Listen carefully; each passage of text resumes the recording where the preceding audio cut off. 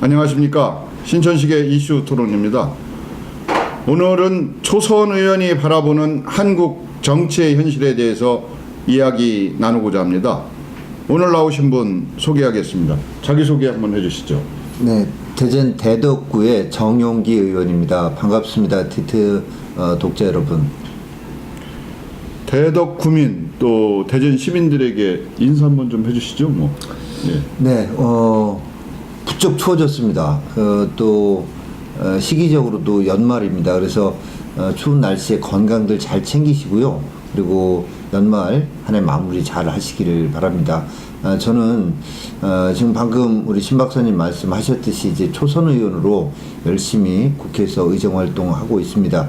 늘 생각하는 것이 왜 저를 지역의 일꾼으로 뽑아 주셨을까, 이 점을 잊지 않고자 합니다. 그래서 국정 챙기는 일도 하지만 지역 발전을 위한 이런 일을 꼭 챙겨야 한다라는 책임감 무겁게 가슴에 이렇게 새기면서 일하고 있습니다. 언론 보도를 통해 보니까 국감 우수위원으로 선정되셨더라고요. 예. 그래서 이 국감 우수위원, 초선 의원으로서 준비를 많이 하셨겠지만, 이제 우수위원으로 선정되신 수상 소감, 포부, 앞으로 계획, 이런 것도 자세히 한번 좀 말씀해 주시죠. 네.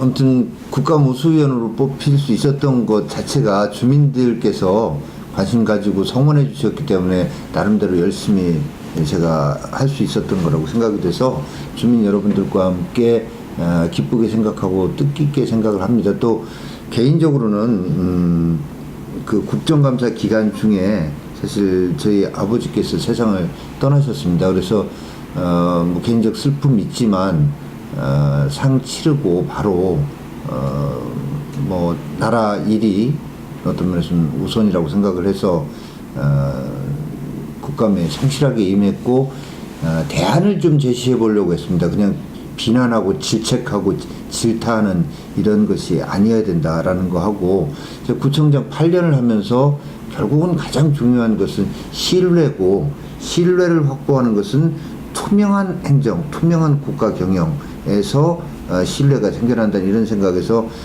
제가 안행인데 안행부를 비롯해서 안행위의 소관 부처 단체들에 대한 국정감사 시 어떻게 하면 투명성을 좀 끌어올릴 수 있겠는가, 이런 점들, 그 다음에 안전이 최우선의 지금 화두이기 때문에 안전과 관련돼서 이런 점들을 좀 이렇게 집중적으로 관심을 가지고 했는데, 뭐 그런 점들이 아무튼 그 평가를 받은 거 아닌가 생각이 되고요. 이제 시작이니만큼 뭐 이게 이번에 한번 우수위원 된 거 이 자체에 뭐 큰 의미 부여하기보다는 더 열심히 일하라는 그런 채찍질로 받아들이겠습니다.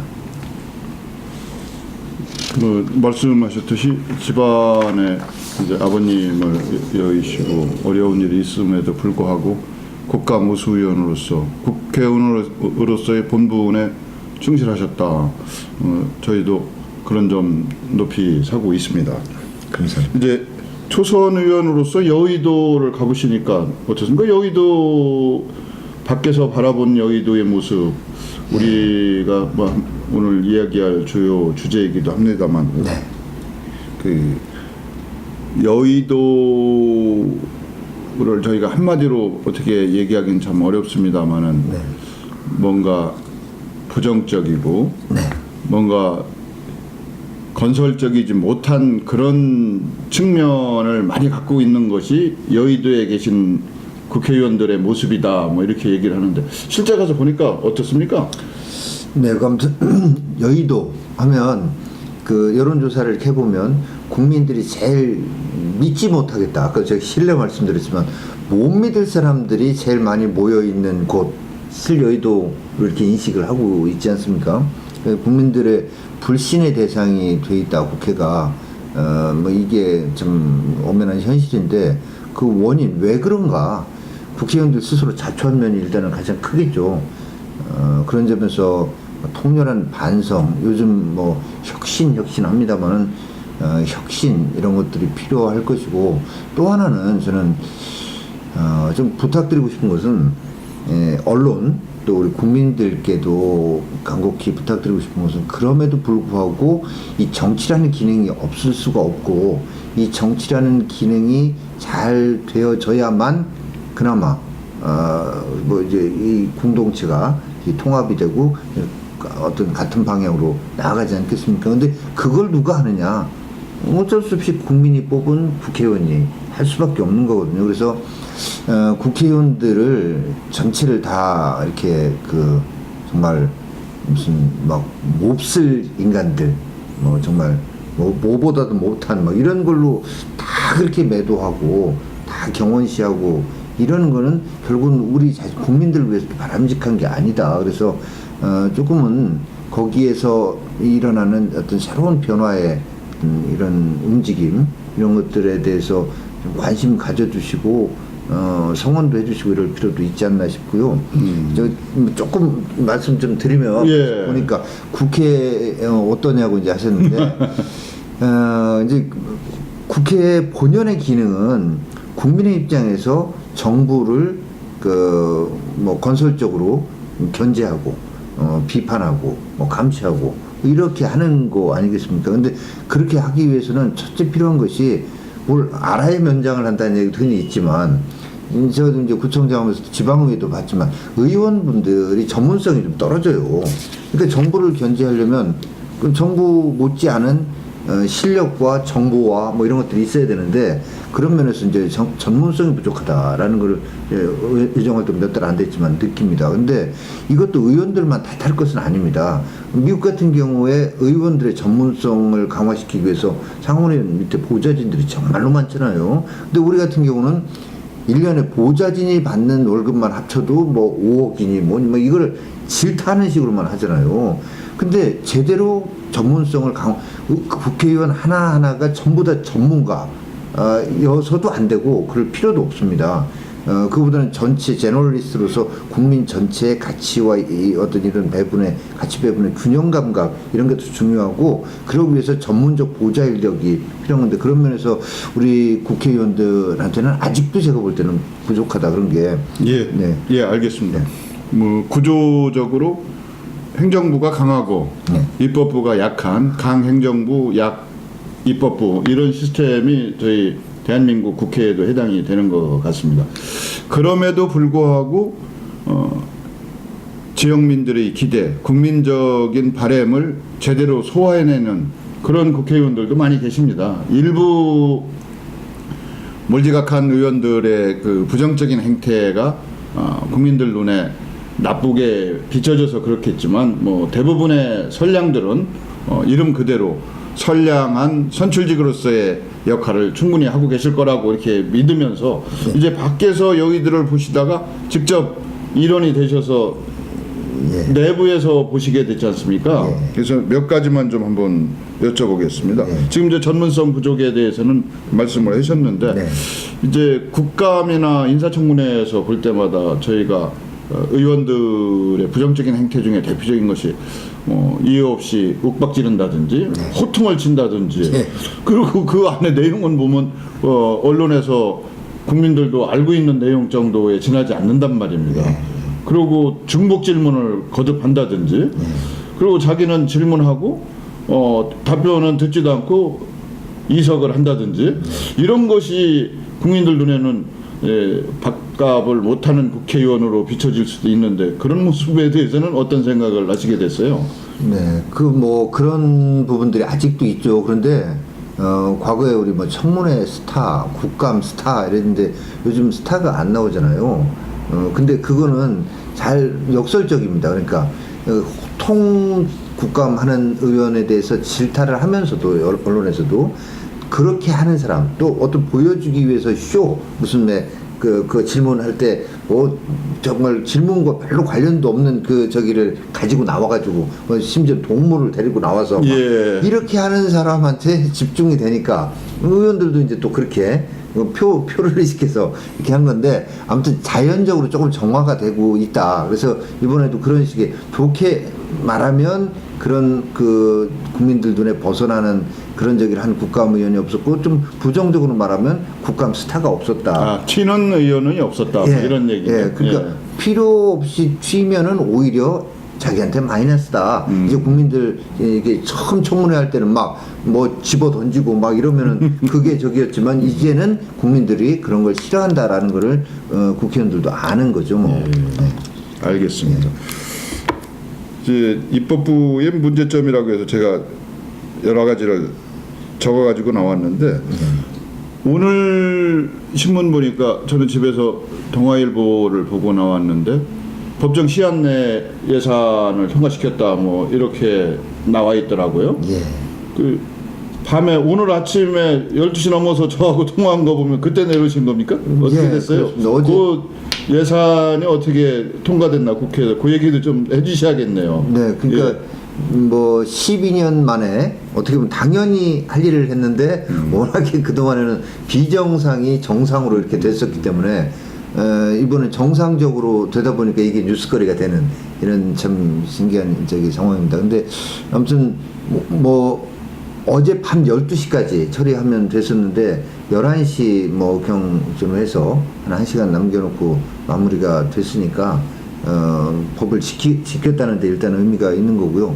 그래서 뭐 예전 같으면 작년 같은 경우는 12월 2일 법정 시한인데 그거를 넘긴 거는 뭐 기본으로 그렇고 12월 31일까지도 못 해가지고 1월 1일 오전에야 예산안이 통과가 됐었거든요. 근데 그거에 비하면 많이 바뀐 거고 그래서 그런 부분도 아까 말씀드렸던 거하고 비슷하게 국민들의 시선이 이제 그 두려운 거죠. 예전에는 그런 어떤 저기를 민주 내지는 반독재 막 이런 명분으로 몸싸움도 하면서 그렇게 해를 넘겨서까지 해도 뭐 이렇게 국민들이 이해를 해주셨지만 이제는 그렇지 않다라는 거를 여든 야든 알기 때문에 법을 지켜서 하게 된 거라고 보여집니다. 이게 이제 질문 내용에는 없는 부분인데요. 최근 들어서 이제 국회의 역할 중에 행정부의 견제와 감시 이런 기능을 제대로 하고 계신다 이게 볼 수 있는 것이 인사청문회에서 역할을 충분히 하신 것 같아요. 이제 어떻게 보면 너무 철저한 검증 때문에 총리가 없어서 사표를 낸 분이 다시 또 총리를 하고 있는 이런 상황까지 왔는데 네. 그런 점에 대해서는 어떤 생각을 좀 하고 계십니까? 근데 저도 이제 국회에 등원해서 첫 번째 한 일이 제 경찰대학 1년 후배인 강신명 현 경찰청장 인사청문회에 나가서 그 검증하는 일이었거든요. 그리고 내일도 새롭게 정부조직법 개편으로 정부조직법 개정에 의해서 새롭게 개편된 그 만들어진 국민안전처 처장 장관급이죠. 그 장관에 대한 인사청문회가 예정이 되어 있습니다. 근데 아무튼 그 인사청문회 과정에서도 보면 여야 간에 그 좀 정쟁화하려고 특히 야당의 경우에는 뭐 어찌 보면 야당이니까 당연히 그렇다고 볼 수도 있지만 그렇게 하려고 하고 또 여당은 좀 무조건 감싸려고 하는 이런 측면도 없지 않아 있습니다 아직도. 그러나 제가 이제 그 안흥에 들어가서 몇 달 하다 보니까 청문회도 벌써 두 번째 하게 됐는데 그 과정에서도 이제 상식과 합리 이런 가치들이 더 지배적으로 되더라. 그래서 그 과도하게 정말 정쟁을 위해서 막 시비를 건다거나 또 반대로 여당이지만 저도 여당이지만 제가 그 1년 그 대학 후배인 강신명 청장한테 좀 그 듣기 저기 한 소리도 많이 했거든요. 좀 과거 제가 경찰대 중간에 이제 퇴교 당했었습니다만은 과거 경찰이 국민의 경찰이라기보다는 권력의 경찰이었다. 당신이 그러면 새롭게 경찰청장 또 경찰대 출신 최초의 경찰청장으로서 국민의 경찰로 거듭나겠다고 하는 구체적인 것들을 제시를 하도록 뭐 이런 것도 하고 했는데 아무튼 내일 국민안전처장에 대한 것도 마찬가지입니다만은 국민의 입장에서 인사청문회도 진행하는 게 필요하다고 보고 큰 틀에서는 그런 쪽으로 발전적으로 변해가는 거를 느낍니다. 국민들 보시기엔 아직은 미흡하지만 근데 그렇게 변화가는 근본적인 에너지가 뭐냐? 그는 국민입니다. 그 힘은 국민들께서 지켜봐 주시고 관심을 가져주시고 이럴 때 저기 하는 거지 무관심하면 그렇게 될 수가 없다고 봅니다.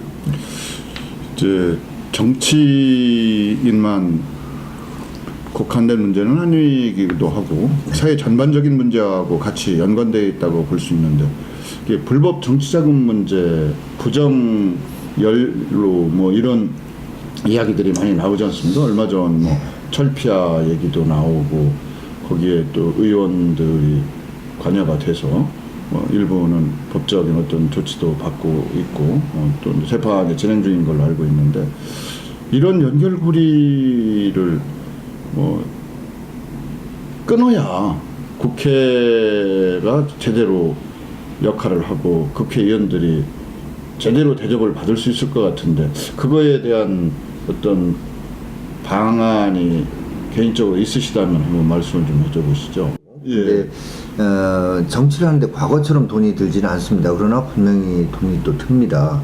근데 무슨 돈인가 뭐 이런 걸 다 여기서 말씀드릴 수는 없지만은 그래도 조금 말씀드릴게요. 이해하시기 쉽게 피부에 와닿는 표현으로 제가 좀 말씀드리겠습니다. 아까 말씀드렸다시피 그 한 공동체 내에서 가장 소중한 가치자 자산은 신뢰인데 그 신뢰를 확보하기 위해서는 이제 투명한 모든 것이 투명하게 결정되고 투명하게 경영되는 이게 뭐 근본 중에 근본이란 말입니다. 특히 이제 정치에 있어서의 투명성, 정치 자금에 있어서의 투명성, 이게 그 신뢰의 근본일 텐데 사회 지도층 가치를 배분하는 위치에 있는 정치인들이니까요. 근데 제가 이렇게 말씀, 제가 구청장 할 때보다 지금 의원 세비가 더 좀 많습니다. 근데 구청장 할 때는 제가 정말로 저 8년 동안 투명하게 했습니다. 뭐 인사나 공사 발주나 계약 뭐 이런 거 제가 정말 그거 관련해서 하늘을 우러러 눈곱만큼도 부끄러움 없이 했습니다. 근데 돈 걱정 전혀 안 했습니다. 제가 왜냐 뭐 그 월급 이제 받으면 사실 월급 쓸 시간도 없이 일했죠. 주말도 없이 일했지만 그 사무실 유지, 뭐 승용차 이렇게 이동하면서 하는 것들, 그 다음에 뭐 업무 추진비 가지고 간다면 주민들이랑 뭐 이렇게 만나고 이렇게 하는 거 필요 없는 식사도 합법적으로 하고 뭐 이런 그거 다 됐어요. 업무 추진비라고 하는 게 예산이 있었고 그걸 투명하게 공개만 하면 됐습니다. 근데 국회의원이 되고 나서 몇 달입니다만 사실 지난달쯤에 제가 심각하게 고민을 했고 저희 보좌진하고 상의를 했습니다. 이 대전 지역 사무실을 이거 폐쇄한다고 아예 공개적으로 선언하면 어떨까. 근데 그 정치인이 지역 사무실 없으면 지역 관리 어떻게 합니까? 근데 왜 그랬냐. 이거는 일반 주민들이 볼 때는, 시민들이 볼 때는 아니 국회의원이 세비도 많으면서 왜 후원금을 달라고 그래? 아니 왜 돈을 달라고 그래? 그러면 당연히 그 얘기 하죠. 우리가 찍어줬는데 찍어준 거 고맙다고는 못할 망정 왜 돈을 달라고 그래? 이렇게 생각할 수 있는데 구청장이나 시장이나 이런 어떤 이제 자리하고 달리 국회의원은 지역 사무실의 임대료, 구청장 유지비가 반드시 그렇죠. 들어가는 겁니다. 예, 그 구청장은 사무공간 다 있잖아요. 예. 주민들 세금으로 다 업무 추진비 뭐 사무실로 다 되는데 뭐 임대료, 심지어는 그 전기요금, 수도요금, 심지어 신문 보는 신문값부터 또 승용차도 마찬가지입니다. 이렇게 승용차 유지하는 물론 유류대 정도는 나오는데 뭐 차를 그 사거나 렌트를 하거나 아무튼 이런 그 모든 것들이 다 후원금이 아니면 일체 돌아가지 않습니다. 근데 그게 기본적으로 수백만 원이 들어갑니다. 거기다가 의정활동을 주민들께 알려야 되잖아요. 근데 꽤 많은 인원한테 알려면 요즘 보면 그래서 그런 그 저기 통신업체만 배부르게 해주는 정치 같은 한 번 문자 보는데 몇백만 원 들어갑니다. 예. 한 번 문자 보내는데. 다수에게 보내야 되니까. 그럼요. 예. 이러이러한 근데 의정활동을 또 알려야 되지 않습니까? 주민들하고의 소통이라는 게. 그래서 그것만 해도 한 달에 한 1,000만 원 정도 됩니다. 정치 자금의 필요성은 뭐 대부분 국민들도 알고 있을 겁니다. 근데 그거를 이제 후원금을 이제 해야 되잖아요. 그 정치 자금을. 이제 출판 기념회도 안 되는 거고요. 예. 그러면 그 후원금을 아까도 말씀드렸다시피 10만 원으로 소액 다수 이렇게 해야 되는데 자칫 잘못하면 쪼개기 후원금이라고 해서 그거 검찰에서 들어갑니다. 그래요. 언제든지 잘못하면 순식간에 뭐 흔히 왜 교도소 담장을 하는 그래서 저도 이제 내가 국회의원이 된 게 과연 이거 하려고 그 10만 원씩 좀 도와주십시오, 후원금 좀 내주십시오 하는 어떻게 보면 앵벌이 아닌 앵벌이를 앵벌이 하기 위해서 국회의원이 된 건 아니지 않는가. 그 의정 활동에만 전념한다는 차원에서 지역구 사무실만 없다면 굳이 다른 사람한테 손 벌리면서 후원금 도와주십시오 라고 얘기할 필요도 없을 텐데, 이런 생각을 가지고 보좌진하고 정말로 고민을 했거든요. 고민을 했는데 이제 뭐 현재까지의 그 결론은 아직도 최종 결론은 안 났지만, 그러면 뭐말로 혼자 너무 튄다고, 혼자 너무 깨끗한 척을 튄다라고 하는 이런 반응도 있을 수 있다. 저희 보좌진 얘기입니다. 또 하나, 그럼 지역 사무실 폐쇄는 근본의 문제로 정치를 안 하겠다는 거냐? 그럼 주민들의 다양한 민원과 요구, 뭐 오늘도 여러 주민들 막 저 서울에 있을 때 다녀가셨다고 하더라고요, 사무실에. 그런 것들을 어떻게 다 수렴하는가? 이런 근본적인 문제, 이런 것들 때문에 결론을 그렇게 쉽게 내릴 수가 없는 겁니다. 그래서 제가 지금 이런 건 대안으로 얘기는 됩니다. 그러니까 선관위나 이런 데서 후원금을 거기서 걷어가지고 현역 국회의원한테는 균등하게, 아니면 의정활동을 열심히 하고 회의도 참석하고 더 많이 이렇게 하는 사람한테는 좀 더 많이, 그렇지 않은 사람한테는 좀 더 적게라도 선관위에서 그 후원금도 다 일괄해서 걷어서 배분하는 게 맞지 않느냐, 이런 얘기도 있습니다. 근데 그거는 이제 자칫 이렇게 될 수도 있죠. 아, 지금도 세비 많은데 뭘 선관위에서 또 걷어주냐, 또 이렇게 여론이 절대 우호적이지 않을 겁니다. 근데 분명한 거는 지역에서 이루어지고 있는 주민들의 여론을 수렴하기 위한 그 지역 사무실, 그게 분명히 필요한 기능이다. 근데 그거를 또 그렇게 국가적인 차원에서 해주면 지금 술맛 준비자들 입장에서 볼 때 불공정하잖아요, 또. 그죠? 그런 문제도 있고. 그래서 하여튼 그건 뭐 결국 법과 제도의 문제이고 개선의 여지가 있다. 뭐 항상 완벽할 수는 없을 거라고 생각이 됩니다. 뭐 사실 저희가 그동안 국회의원의 행태적 측면, 개인적인 측면에다가 초점을 맞춰서 부정과 연루됐다, 뭐 이런 얘기를 많이 했거든요. 부정부패의 대명사, 불신의 대명사가 국회의원 이렇게 되시는데, 그것은 개인적인 일탈도 있지만 법과 제도의 미비에도 원인이 있다, 뭐 이런 말씀으로 저렇게 이제 정리를 해보겠습니다. 이제 오늘도 바쁜 일정이라 사실은 그 신천식의 이슈 토론이 좀 연기가 됐습니다. 연기가 됐는데 이제 그 안에 이게 개인적인 아픔이기도 할 테고, 이제 부친상을 당하셨던 걸로 제가 기억이 나는데, 사식구제를 치르셨나요?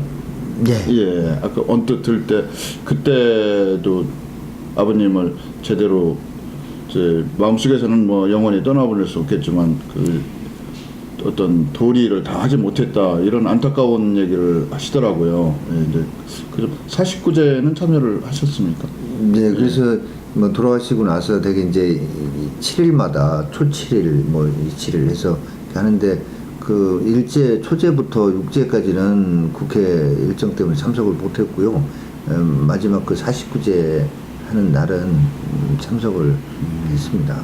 뭐 국회의원의 일이 이게 한가한 자리는 아닌 것 같습니다. 뭐 개인적인 그런 어려움이 있음에도 뭐 국감에서 열심히 감사활동을 하셔서 우수의원으로 이렇게 선정되시기도 하셨다고 하니까 하여튼 앞으로도 지역민으로서 기대를 많이 해보겠습니다만, 이제 뭐 한국 정치의 문제점 개선방 이렇게 거창하게 저희가 얘기를 했습니다만, 이제 하나하나씩 따지고 보면 이제 그 안에 답이 있을 것 같은데, 요즘 들어서 김영란법 통과가 상당히 긍정적이다 얘기하는데 어디까지 진행이 되고 있어요, 지금? 뭐 언제든지 여야 간에 좀 그건 이제 그 뭐 만만 그 서로 이번 국회라도 아직 이제 일주일 남았습니다. 정기국회가 어제 예산안이 통과됐지만 법안 처리를 위한, 어제는 예산안하고 예산안 부수 법안만 한 거고요. 나머지 법안 제가 처리를 위해서 일주일이 남았는데, 그 기간 중에라도 얼마나 통과될 수 있는 상태까지 됐죠.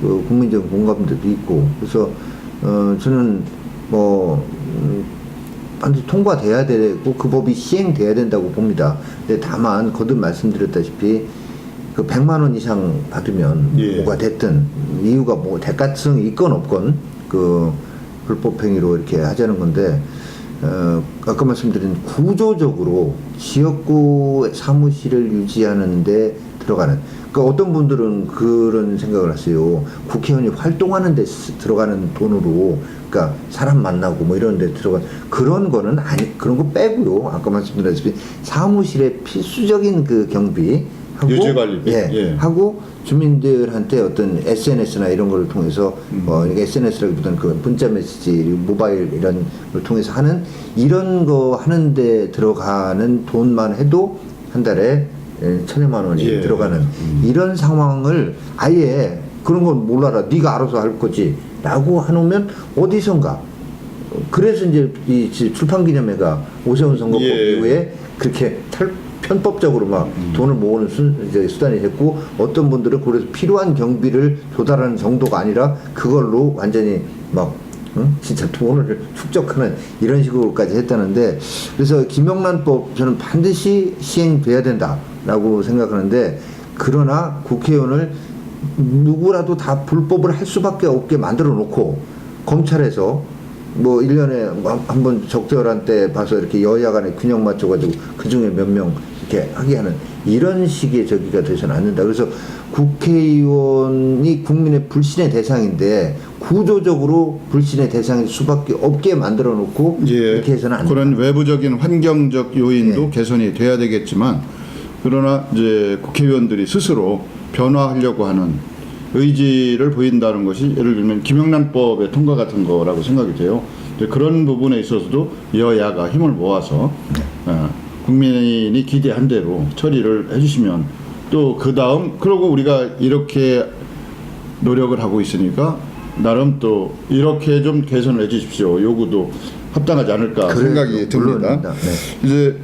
이제 한국 정치의 주요 이슈에 대해서 되게 초선 의원 때의 그 포부나 정치를 개선하겠다는 의지는 강하신데 이제 세월이 지나면 재선 3선이 되면 이제 내내 그 초록은 동색이라고 할까 뭐 그 안에 예 파묻혀버리고 마시는 것 같은데 이제 큰 이슈부터 몇 가지 좀 여쭤보겠습니다. 예. 개헌에 관한 이야기가 심심치 않게 나왔다 들어가고 이러는데 네. 개헌에 관한 그 개인적인 생각은 어떤 생각을 갖고 계신지요? 뭐 현행 헌법이 87년 소위 이제 직선제 개헌 그러니까 그때 국민들이 거의 모든 국민들이 공통적으로 원했던 게 대통령을 우리 손으로 뽑아봐야 되겠다. 예, 직선제가 이제 열망했었죠. 예, 그래서 만들어진 헌법인데 초점이 권력구조 그중에서 대통령 직선제 그리고 중임 제한 이거에 모아지다 보니까 헌법에서 가장 중요한 부분을 차지하는 게 권력구조에 관한 부분이긴 하지만 그거 이외에도 이 국민의 공동체 구성원의 통합을 위해서 헌법이 어떤 가치를 제시하고 뭐 이런 어떤 다양한 경제 분야, 복지 분야, 지방자치 분야까지 뭐 이렇게 다 그런 것들을 담아내야 되는데 그때는 나름대로 한다고는 했지만 권력구조에 집중돼 있었다. 그래서 이 87년 헌법이 가지고 있는 이 헌법 체계가 규정하는 우리 대한민국 어떤 체계 이게 앙시앙 레짐 소위 이제 불란서 혁명의 어떤 구체제인가 아닌가. 근데 이 부분에 대해서는 이런 것 같아요.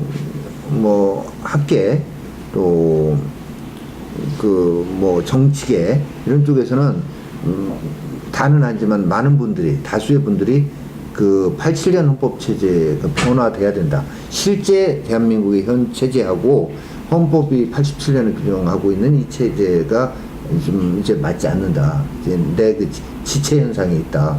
그래서 이렇게 생각을 하고 계십니다. 근데 국민들 다수가 그런가? 이 부분에 대해서는 조금 국민들께서는 뭐 헌법이 꼭 잘못돼서 그런 거냐?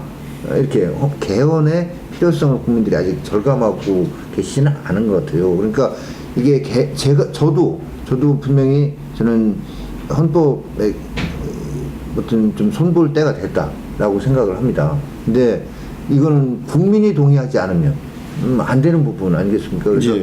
조금 더 국민들의 어떤 그 헌법 문제 또 개헌 문제에 대한 어떤 관심도가 더 높아지고 많은 국민들이 동의하는 분위기가 성숙이 될 필요가 있지 않는가 이 정도입니다. 다음 주제로 또 넘어가겠습니다. 신천식의 이슈 토론에서는 초선 의원이 바라보는 한국 정치의 현실에 대해서 이야기 나누고 있습니다. 오늘은 대덕구를 지역구로 갖고 있는 정용기 의원 모시고 신천식의 이슈 토론 진행하고 있습니다.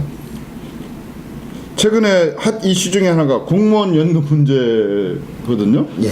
이게 보면 공무원은 공무원 나름대로 또 할 얘기가 있을 테고 또 국민들은 국민들 나름대로 할 얘기가 또 있을 테고 근데 이 양자 간의 어떤 그 대화의 통로조차 없는 것이 아닌가 뭐 좀 안타깝기도 한데 공무원 연금 문제에 대해서는 어떤 생각을 갖고 계신지요?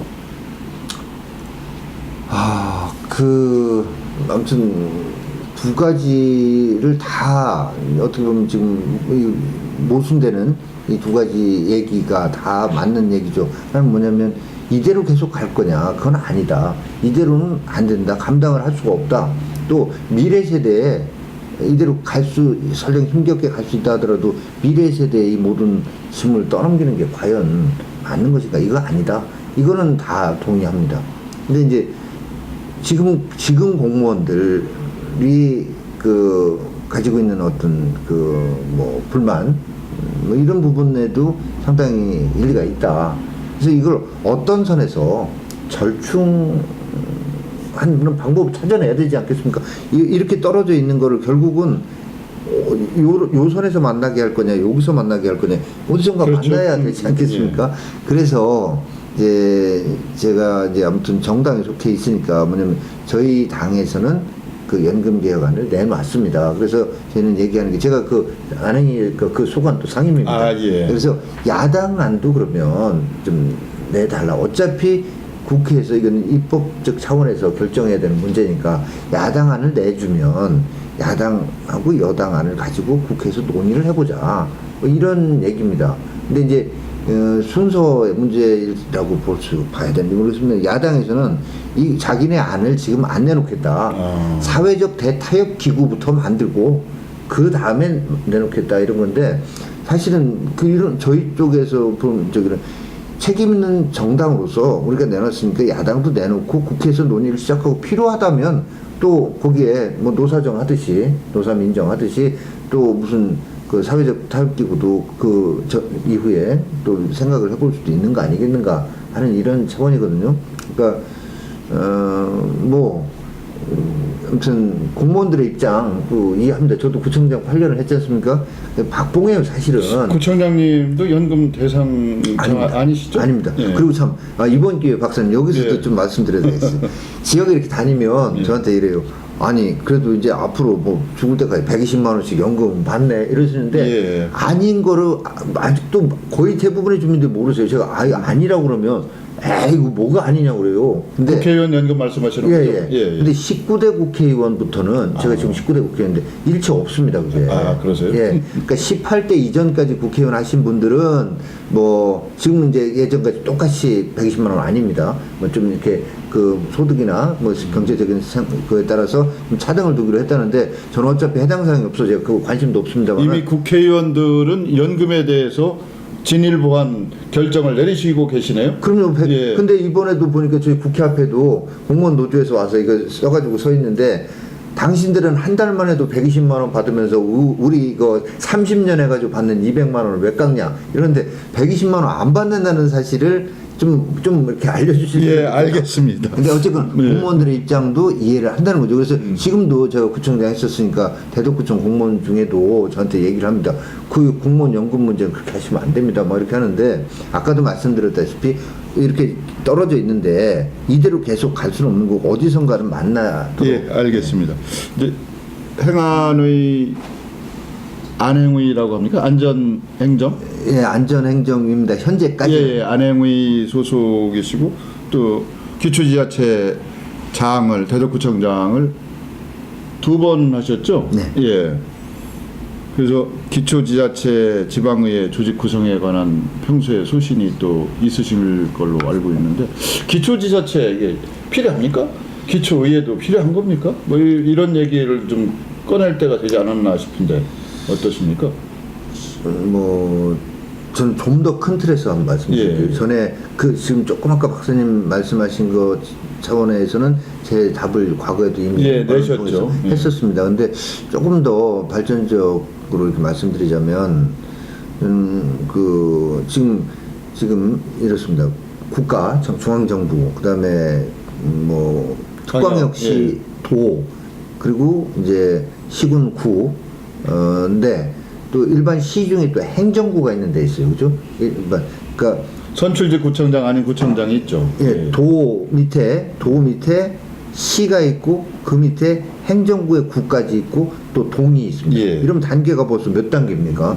이런 과도한 행정상의 단계가 비효율과 낭비를 초래하는 측면이 있습니다. 그래서 이런 차원에서 좀 단계를 축소할 필요가 있겠다. 그래서 사람마다 다른데 저는 도를 없애고 전국을 한 100만 안팎의 그런 자치단체로 쭉 다 광역시자체의 개편을 말씀하셨는데. 그럼요. 네, 그래서 서울의 경우는 또 조금만 예외적이어야 되겠습니다. 서울 이외에는 기본적으로 100만 조금 못할 수도 있고 넘을 수도 있겠지만 생활권과 이런 거를 감안해서 그렇게 좀 나누고 그 밑에는 지금 기초처럼 이렇게 그 자치권 의회에 갖는 그런 게 아니라 준자치단체랄까요? 이렇게 좀 그래서 아까 말씀드린 인구 100만 안팎의 그 지자체 거기에는 지금보다 훨씬 많은 자치권을 주고 자치경찰도 하고 제가 그냥 얘기하는 게 아니라 우리 조세연구원에서 지방 재정 운영이 가장 효율적으로 되는 게 100만 안팎의 규모였을 때 가장 낭비가 적고 주민의 세금이 효율적으로 쓰여질 수 있다라고 하는 연구 결과도 있거든요. 그렇게 하고 그 밑에 자치구는 아무튼 제 생각에는 지금의 자치권으로 해서 낭비적인 요소를 조금 그러니까 줄이는 앞에 그런 전제 조건 100만 정도가 된다고 하는 것을 전제로 한다면 이제 논의가 가능한데 2단계에서는 얘기하기가 좀 어려운 거 아니냐 이렇게. 그렇죠. 지금 예. 또 현실적으로도 제가 여기서 잘못 좀 하면 알겠습니다. 의원님들 그건 그 정도로 하고 넘어가겠습니다. 이게 그러니까, 시간이 그래서 아무튼 조금 예민한 문제라 그래서 그런 국가적인 차원의 대한민국의 경쟁력을 어떻게 하면 더 강화시킬 수 있을 것인가? 그러면 행정구역 이 체계를 근본적으로 검토를 하자. 아까 개헌 말씀하셨는데 개헌 문제가 얘기될 때 사실은 그런 부분도 같이 대한민국의 체계를 좀 80년 체제에서 확 좀 바꾸는 이런 차원에서 얘기를 하자라는 거지. 지금 기초의원님들이 뭐가 안 되니까 없애자 이런 차원의 얘기가 아닌 걸로. 사실은 개헌 얘기할 때 지방자치에 대한 언급이 너무 부족하다. 이런 얘기를 하고 있습니다. 지방자치 학회에서도. 이제 선거 공약 진행에 대해서 좀 여쭤봐야 될 것 같은데 이 국회의원의 신분이 이중적이지 않습니까? 지역구를 또 대표하시기도 하고 또 국민을 대표하는 그 이중적인 지위이신데 두 가지를 크게 내걸으셨더라고요. 대덕 산단 재생 사업하고 회덕 IC 건설 사업 추진. 그다음에 도시철도 2호선 이런 거에 관한 소신도 있을 테고요. 그래서 우선 대덕 산단 재생 사업 어느 정도 추진이 되고 있는 건지. 대전 산단입니다. 산단은 죄송합니다. 대전 산단. 이제 이거 얼마 전에 그 국회 지방살리기 포럼하고 제가 같이 이렇게 해가지고 저도 포럼의 그 일원입니다만은 릴레이 토론회를 가졌습니다. 이 대전 산단 재생 사업 이걸 어떻게 할 것인가. 근데 아무튼 전국에 6, 70년대에 조성된 노후화된 산업단지가 수십 개가 있습니다. 그걸 어떻게 할 건가. 이걸 한 번에 다 어떻게 손을 못 대니까 정부에서 4개 도시에 8개 정도의 시범단지를 해놨습니다. 대전, 전주, 대구, 부산 이런데 그 중에서도 저희 대전의 대전산단 대화동에 있는 여기가 가장 시범지구 중에서도 또 하나의 시범 사업지구인데 이게 문제는 이제 복지에 엄청난 돈이 들어가니까 정부 차원에서 이 노후 산단에 대한 어떤 정책 우선순위가 좀 밀리는 감이 있어요. 그래서 처음에는 1조 원 규모로 2009년도에 이걸 리모델링을 하겠다 했는데 지금은 사업 규모가 4,500억 정도로 줄었습니다. 그나마 한 2,500억 정도는 민자 유치로 하겠다는 거거든요. 그래서 그 토론회를 개최한 게 이 국토부나 산업부에서 이 문제에 대한 관심을 좀 국회의원들 여러분이 그날 오셨는데 관심을 그 국회의원들이 많이 가지면 정부에서도 가질 수밖에 없으니까 그런 좀 주의를 환기시키기 위해서도 그걸 했는데 아무튼 그래서 여기 올해도 좀 당초 원래 금액보다 더 늘어난 177억의 국비를 어제로 이제 확보를 했거든요. 국비 확보돼서? 예, 상당 부분에. 그래서 아무튼 국비도 예정대로 추진이 잘 될 것 같습니까?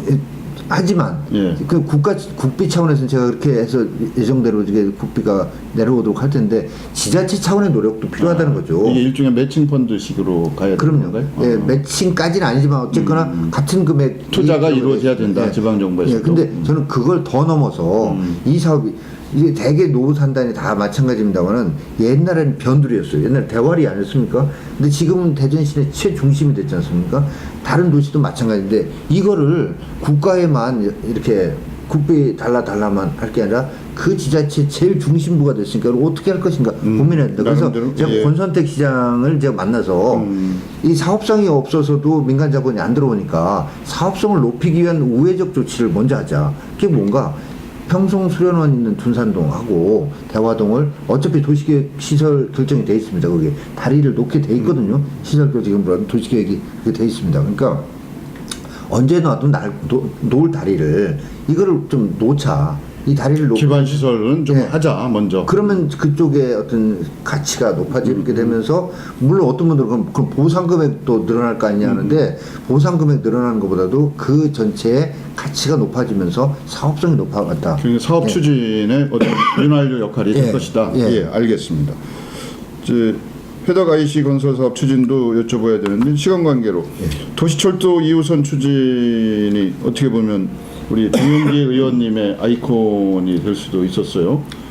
항상 소신을 강력하게 얘기해서 대전시장하고의 그 갈등이 있는 거 아니냐 뭐 이렇게까지 비춰질 정도였습니다만 도시철도 2호선 추진 현재 이제 자기부상 열차냐 트램이냐 뭐 다시 또 원점으로 돌아가서 결정할 단계가 됐는데 이제 노선 문제를 이제 대덕구가 더 포함되어야 된다고 주장을 많이 하셨거든요. 그래서 그것을 아직 그 결정되기 전이지만 어떤 소신을 갖고 계신지 말씀을 좀 해주신다면. 네, 제가 전임 시장이나 지금 현 시장께 제가 얘기하는 건 뭐 두 가지입니다. 하나는 신뢰라는 차원에서 본인들이 약속한 거를 지켜라는 거죠. 본인들이 얘기도 안 한 걸 제가 막 해달라고 떼쓰는 게 아니라 선거 때 본인들이 스스로 자기 입으로 하겠다고 한 부분이 왜 선거 끝나고 슬그머니 어떤 설명도 없이 바뀌는가. 그 다음에 두 번째 저기는 제 소신이라는 게 균형 발전이 필요하다는 도시 내에서. 근데 1호선도 안 지나가는데 2호선도 안 지나가면 되겠는가. 이런 얘기 두 가지가 소신의 어떤 근본이었는데요. 지금 이제 저기입니다. 두 가지입니다. 하나는 방식, 하나는 노선인데 방식은 뭐 지하는 안 된다는 거는 이제 다 아시게 됐어요. 처음에 그것도 몰랐죠, 시민들께서. 근데 지하는 안 된다는 거. 그럼 노면이냐 고가냐 아니겠습니까? 근데 저기 전 시장은 안 된다는 걸 알면서도 지하로 놓겠다고 어떻게 보면 저는 그건 아시면서 했다는 건 분명히 거짓이다. 근데 아무튼 그랬어요. 근데 현 시장에서는 트램으로 한다고 그랬어요. 노면으로 고가로 안 한다고 했어요.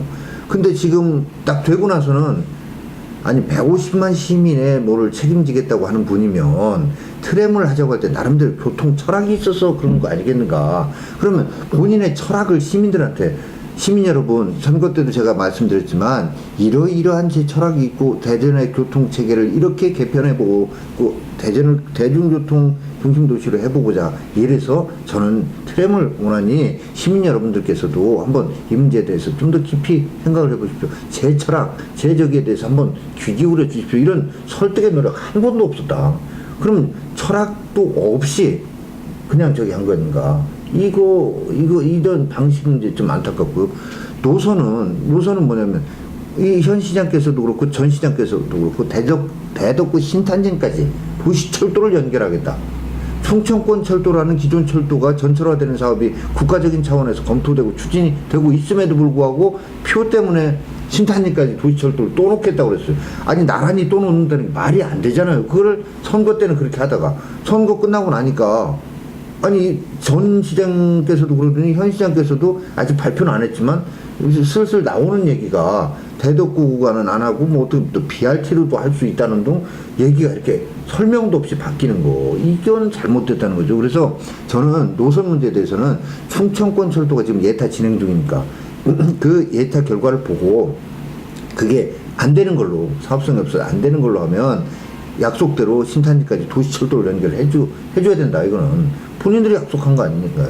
근데 만약에 충청권 철도가 된다면 자원의 낭비할 필요 없다. 그래서 신탄까지 갈 필요는 없고 제 생각에는 그 기존의 전 시장 때 했던 노선대로 가더라도 다만 대덕구의 어떤 소외감 이런 것들 또 소외감뿐만 아니라 저희 대덕구 법동 지역에는 동구 파남동과 더불어서 3,200여 세대의 저소득층 임대 아파트가 있어요. 그런데 바로 필요한 거 아니겠습니까? 그래서 중리 사거리에서부터 회덕역까지만 지선 개념으로 연결을 시켜서 회덕역에서 환승하고 중리 사거리에서 환승할 수 있게 이렇게 하자라고 대안을 제가 제시를 이미 권 시장께 했습니다. 예, 알겠습니다. 참 회덕 아저씨 아무리 시간 없으셔도 하시죠. 진짜 중요한 건데요. 예. 이것도 전 시장께서 100% 우리 대전시 돈으로 그 IC를 만들 테니 승인을 해주시오라고 해가지고 국토부에 보니까 제가 국회의원 돼서 보니까 승인 조건이 그거예요. 그래서 근데 대전시 현재 지방비로해라 전액. 현재 대전시 재정 여건상 그렇게 할 수가 있습니까? 지금 못 하는 거거든요. 그러면 그래서 제가 이거를 바꿔내기 위해서 세종시도 같이 이용한다 이게. 왜냐하면 대전과 세종을 연결하는 BRT 도로에 회덕 IC가 바로 붙어 생기니까. 그러니까 세종시도 이용하니까 원인자 내지는 수익자가 양쪽이니까 반분하자. 근데 세종시를 지금 국토부 행복청이 만드니까 그럼 국비로 반, 대전시 돈 반에서 반반 내도록 하자. 근데 이게 되려면 세종시 광역교통 개선 대책을 바꿔야 되더라고요. 예, 그래서 그걸 바꿔내는 것까지 했습니다. 참 어려움이 많았는데 바꿔냈는데 이걸 이제 기재부는 근데 아직도 국토부는 그러니까 설득이 돼서 이렇게 했는데 기재부는 아니 대전시장이 한다고 다 돈 100% 내겠다고 한 걸 왜 국비를 대주냐, 이것도 전례가 돼서 안 된다, 아직도 반대하는 입장입니다. 그래서 이번에 어떻게 보면 절반의 성공이고요. 이제 기재부를 저기서 돈을 받아내는 거 이거를 내년에 해야 됩니다. 성공적으로 하고 있다 뭐 이렇게 말씀하시는 거죠? 예, 알겠습니다. 이제 국회의원이 되셨습니다. 네. 대덕구청장을 2번 연임하셨고, 그래서 스스로 생각하는 국정과 지역 문제 조화와 어떤 그 상생 방안이 있다고 하면 뭐가 될까요? 뭐 짧게 한 1분 정도로만 말씀해 주시면.